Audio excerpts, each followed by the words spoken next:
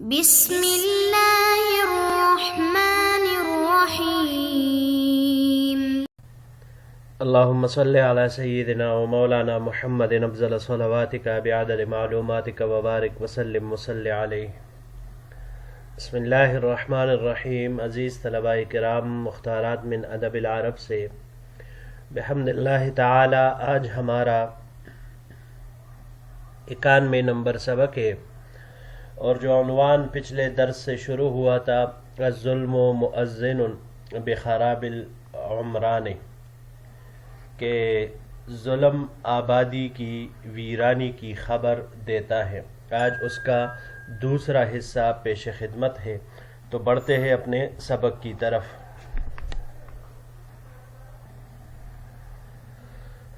جی، قبل درس میں ہم نے پڑھا کہ لوگوں پر جب ان کے مالوں میں ظلم ہونے لگے، زیادتی ہونے لگے، اور ان کے مال ان سے چھینے جائے، تو پھر وہ کسب معاش سے ہاتھ کڑے کر لیتے ہیں، اور پھر اسی وجہ سے وہ لوگ محنت کرنا چھوڑ دیتے ہیں کہ انہیں پتہ چل جاتا ہے کہ آخر کار یہ مال ہم سے چھین ہی جانا ہے۔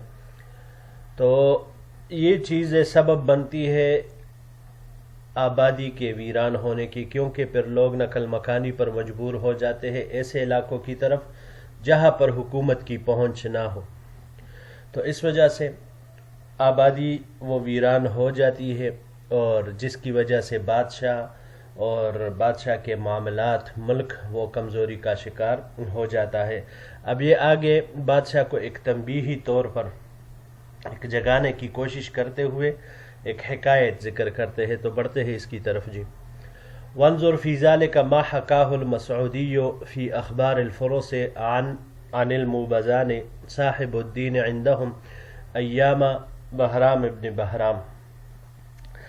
اس کے لیے بہرام ابن بہرام کے دور حکومت میں اس قصہ کو دیکھیے جو کہ مسعودی نے اخبار الفرس میں موبزان کے حوالے سے، جو ان کے ہاں دیندار آدمی تھا، نقل کیا ہے۔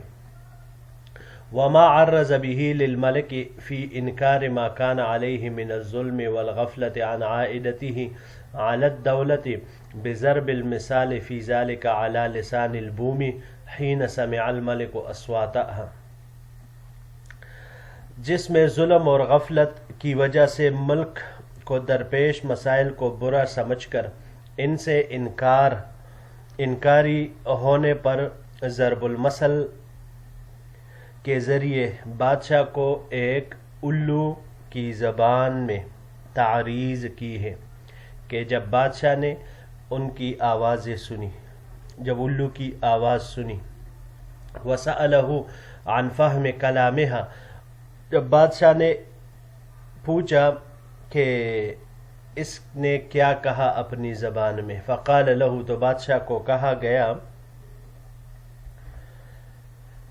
ان بوما ذکرا یروم نکاح بوم انثى وانها شرطت علیہ 20 قریۃ من الخراب فی ایام بہرام فقبل شرطها، کہ ایک نر الو نے مادہ الو سے نکاح کا ارادہ کیا، تو مادہ الو نے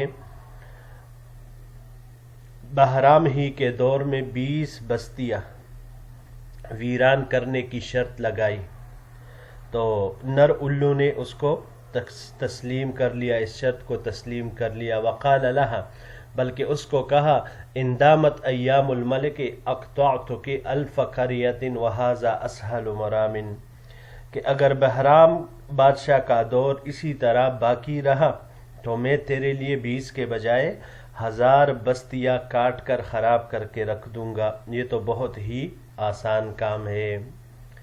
جی، اگلے سلائیڈ کی طرف بڑھتے ہیں۔ فَتَنَبَّهَ الْمَلِكُ مِنْ غَفْلَتِهِ وَخَلَا بِالْمُوبَزَانِ وَسَأَلَهُ عَنْ مُرَادِهِ فَقَالَ لَهُ،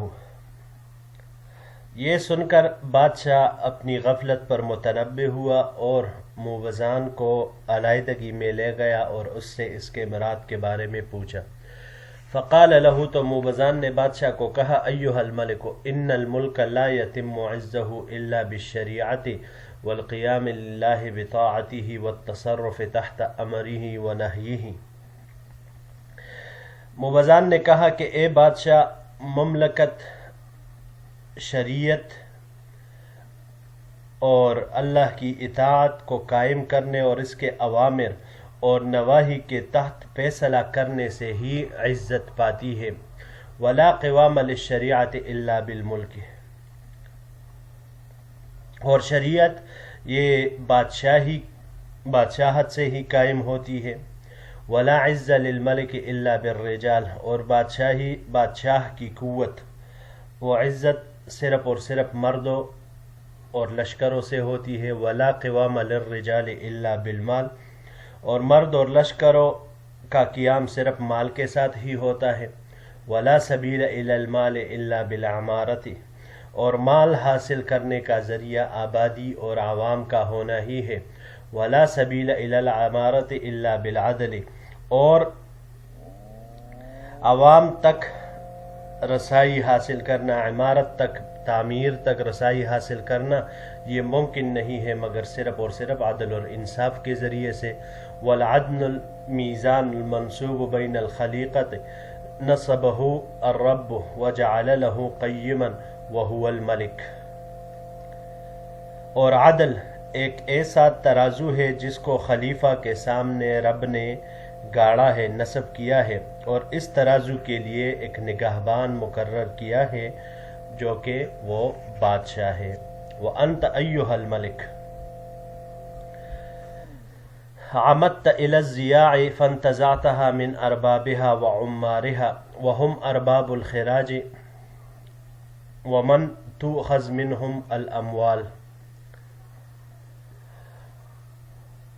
اے بادشاہ، جب آپ نے زمینوں پر قبضے کا ارادہ کیا تو ان کے مالکوں اور تعمیر کرنے والوں سے ان کو چھین لیا، حالانکہ ان سے خراج اور اموال وصول کیے جاتے ہیں۔ وَاقْطَعْتَهَا الْحَاشِيَةَ وَالْخُدَامَ وَأَهْلُ الْبِطَالَةِ، اور آپ نے یہ زمینیں درباریوں، خدام اور رازداروں کو دے دی۔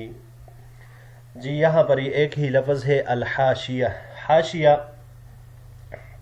حاشیہ بردار بھی کہا جاتا ہے، یہ خاص لوگوں کو، اپنے خاص لوگوں کو کہا جاتا ہے کہ جو اس وقت بادشاہ کے خواص ہوتے تھے۔ خواص سے پھر درباری بھی مراد ہو سکتے ہیں یا رشتہ دار وغیرہ بھی خواص، وہ دونوں مراد ہو سکتے ہیں۔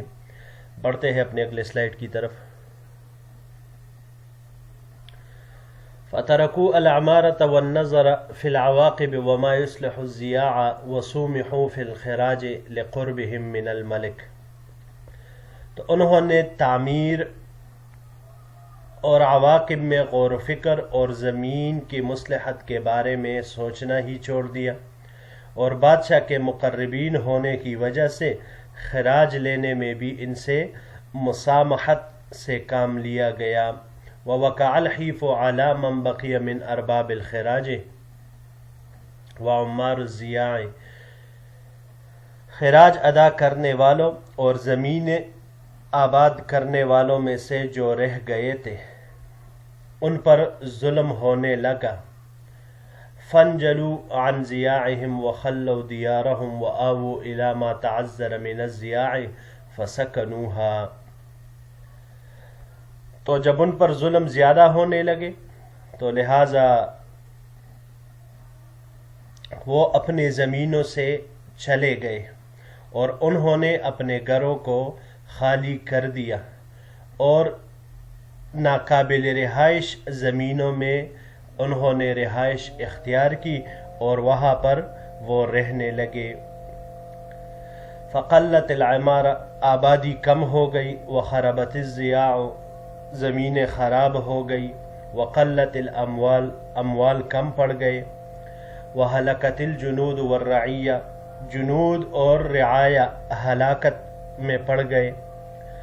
وطمع فی ملک فارس من جاورهم من الملوک لعلمهم بانقطاع المواد التي لا تستقیم دعائم الملک الا بها، اور ملک فارس میں پڑوسی بادشاہ طمع کرنے لگے کیونکہ انہیں علم ہو گیا کہ وہ مواد ختم ہو چکا ہے جس کی وجہ سے کسی بھی ملک کے ستون باقی رہتے ہیں، یعنی تعمیر اور آبادی جب نہ رہے تو لہٰذا ملک بھی اپنی جگہ پر کھڑے نہیں رہ پاتے۔ جی یہاں پر پہلا لفظ ہے سومحو، سامحہ، سامحہ سے ہے، یہ یہاں پر باب مفاعلہ سے استعمال ہوا ہے، مسامحتن، یہ نرمی کرنے کے معنی میں آتا ہے، اور اس کو اگر ہم باب فتحہ سے لے لیں تو باب فتحہ سے سماحن یا سماحتن دونوں طرح مصادر اس کے استعمال ہوتے ہیں، بخشش کرنے دینے کے معنی میں یہ آتا ہے۔ اس کے علاوہ جب ہم اس کو باب کرمہ سے لیں گے تو باب کرمہ سے سماحن یا سموحن، فیاض اور سخی ہونے کے معنی میں یہ آئے گا۔ باب افعال پر جب ہم اس کو لے جائے اسمح یسمح اسماحن، باب افعال سے تو اسماحن فیاض اور سخی ہونے کے معنی میں آتا ہے۔ اس کے علاوہ جب ہم اس کو باب تفعیل پر لے جائے تسمیحن، تو تسمیحن یہ نرم ہونے کو کہا جاتا ہے۔ دعائم، دعائم یہ اس کی واحد جو آتی ہے دعامتن، یہ ستون کو بھی کہا جاتا ہے یا اس لکڑی کے کمبے کو بھی کہا جاتا ہے جس کے ذریعے سے چھت کو سہارا دیا جاتا ہے۔ باب فتحہ سے دعمن مصدر اس کا آتا ہے، جھک جانے کے ڈر سے سہارا لگانا یا ٹیک لگانا، اس معنی میں یہ استعمال ہوتا ہے۔ جی آخری سلائڈ کی طرف بڑھتے ہیں۔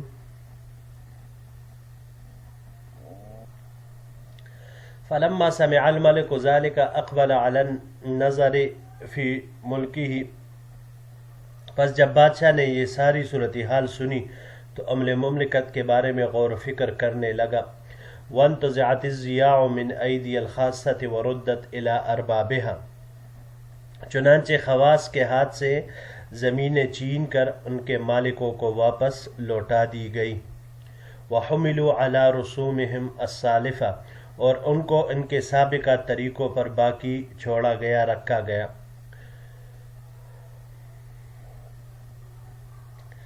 وَأَخَذُوا فِي الْعَمَّارَةِ وَقَوِيَّ مَنْ ضَعُفَ مِنْهُمْ، تو وہ تعمیرات کرنے میں شروع ہوئے، یعنی انہوں نے تعمیرات شروع کر دی اور ان کا ضعیف وہ قوی ہو گیا۔ فَعَمَّرَتِ الْأَرْضُ، زمین کی آبادکاری شروع ہوئی۔ وَأَخْصَبَتِ الْبِلَادُ، شہر سرسبز ہو گئے۔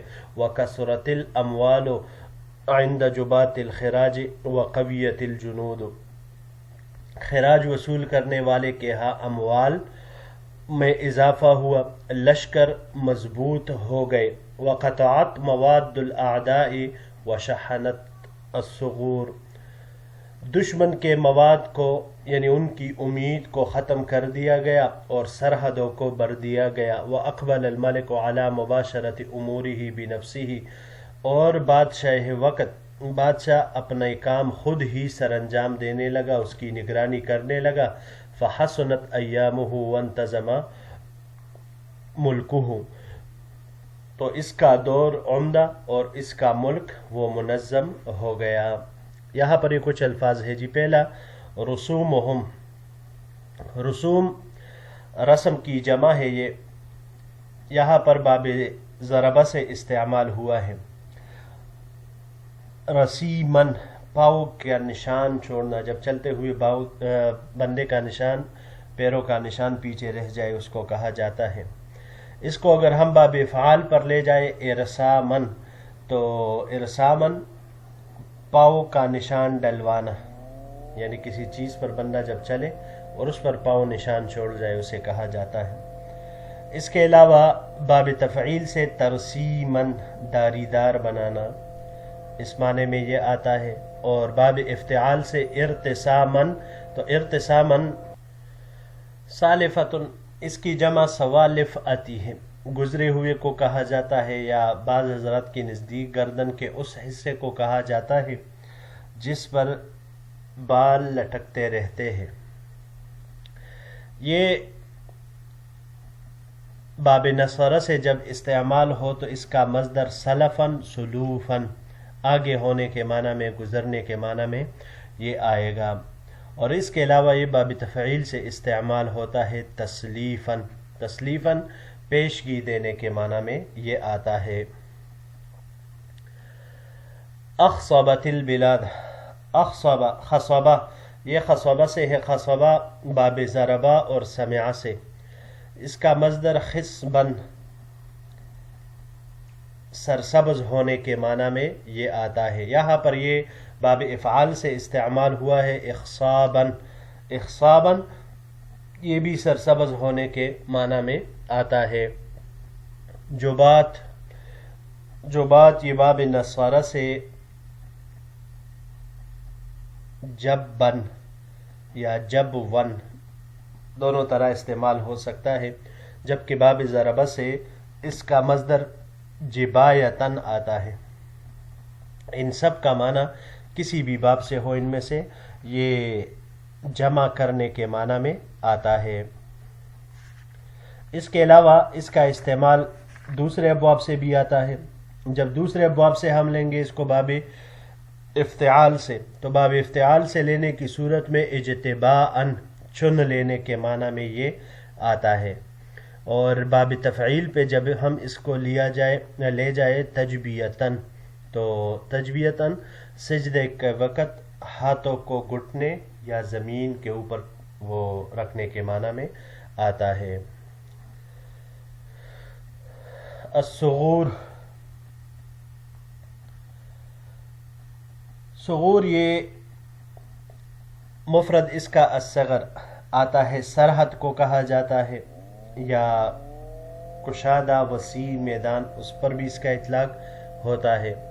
یہ باب فتح سے صغرن مصدر اس کا آتا ہے، رکھنا بند کرنا، اس معنی میں یہ پھر استعمال ہوتا ہے، یا سوراخ بند کرنے کے معنی میں بھی یہ استعمال ہو سکتا ہے. جی تو عزیز طلباء کرام، یہی تک ہمارا آج کا سبق تھا. انشاءاللہ العزیز اگر زندگی رہی تو اگلے درس کے ساتھ پھر آپ کی خدمت میں حاضر ہوں گے. السلام علیکم ورحمۃ اللہ وبرکاتہ.